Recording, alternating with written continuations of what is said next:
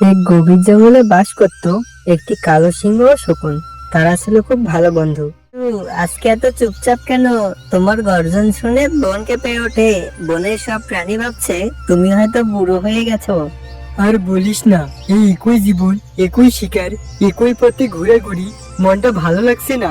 মনে হয় যেন জীবনের সব উত্তেজনা হারিয়ে গেছে। আমি বুঝেছি, তোমার মনে নতুন কিছু করার ইচ্ছে জাগছে। ওই যে দূরে পাহাড়টা দেখা যায়, নীলচে আবরণের মতো লাগে। আমার ইচ্ছে করে আমরা সেখানে যাই। ওই রহস্যময় পাহাড়, লোকে বলে ওখানে যাওয়া নাকি অসম্ভব, কিন্তু কেন জানি মনে হচ্ছে আমার জীবনের নতুন এক অধ্যায় শুরু হবে যদি আমরা সেখানে যেতে পারি। তাহলে চলো যাই। আমি আকাশ থেকে তোমাকে পথ দেখিয়ে দেব, আর তুমি মাটি দিয়ে আমাদের জন্য রাস্তা তৈরি করে দেবে। এতে আমাদের দুঃসাহসিক অভিযান সফল হবে। আমি রাজা, এটা আমাদের বন্ধুত্বের এক নতুন পরীক্ষা হবে। কাল সকালে আমরা রওনা দেব, তাই এখন থেকেই আমাদের অ্যাডভেঞ্চারের জন্য তৈরি হতে হবে। এই রাস্তাটা খুব কঠিন হবে জানি, দুর্গম সব উপত্যকা আর গভীর জঙ্গল পার হতে হবে, কিন্তু আমি নিশ্চিত আমরা দুজন একসাথে গেলে কোনো বাধাই আমাদের আটকাতে পারবে না। তুমি ঠিক বলেছো চিল। আমার পায়ের থাপায় আছে পাহাড় ভাঙানোর মতো শক্তি, আর তোমার চোখে আছে অজানাকে দেখার দৃষ্টি। এই অভিযান শুধু শক্তি আর সাহসী যথেষ্ট নয়, আমাদের একে অপরের প্রতি বিশ্বাস রাখা দরকার। কারণ পথে যে কোনো বিপদে আমাদের একে অপরের উপর নির্ভর হতে হবে। আমার সেই বিশ্বাস আছে, তুই আমার সব থেকে ভালো বন্ধু। আমি জানি তুই কখনো আমাকে ভুল পথে নিয়ে যাবি না। তোর নির্দেশনা আমার কাছে পৃথিবীর সব থেকে নিরাপদ পথ। তাহলে আর দেরি নয়, সূর্যের প্রথম কিরণ যখন ওই পাহাড়ের চূড়াকে স্পর্শ করবে, ঠিক তখনই আমরা যাত্রা শুরু করব।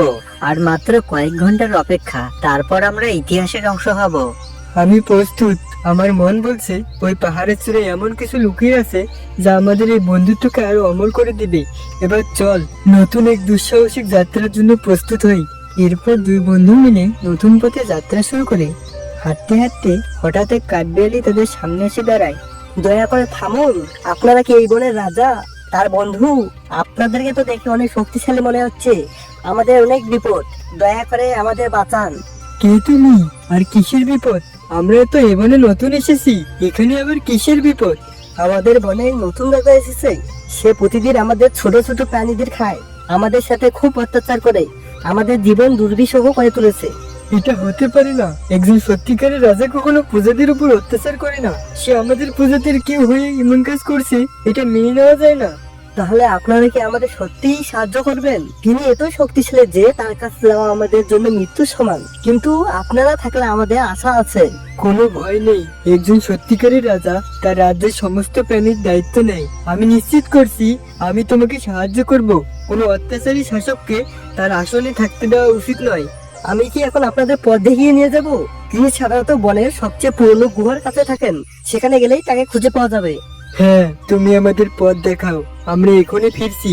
এই বনকে তার স্বাধীনতা ফিরে দেওয়ার জন্য আমাদের প্রথম কাজ, তারপরে আমাদের অন্য অভিযান। এবার চলো, আর দেরি নয়। এরপর তিনজনে যায় বনের সেই অত্যাচারী রাজার কাছে। কিরে কাঠবিড়ালি, আজকে তো আমার খাওয়া হয়ে গেছে, তুই আবার কেন এলি?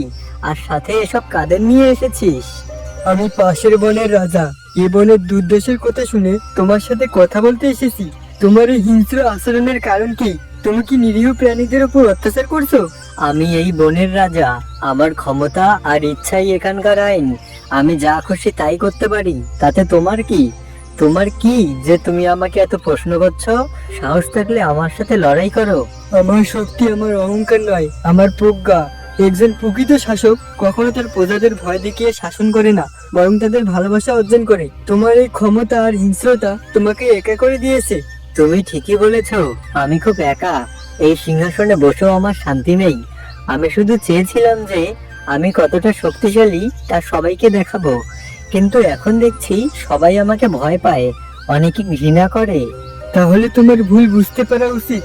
সত্যিকারের সম্মান আসে প্রজাদের প্রতি ভালোবাসা আর দয়ার মাধ্যমে। তুমি এখনো চাইলে তোমার ভুল শোধরাতে পারো আর তোমার সম্মান ফিরিয়ে আনতে পারো।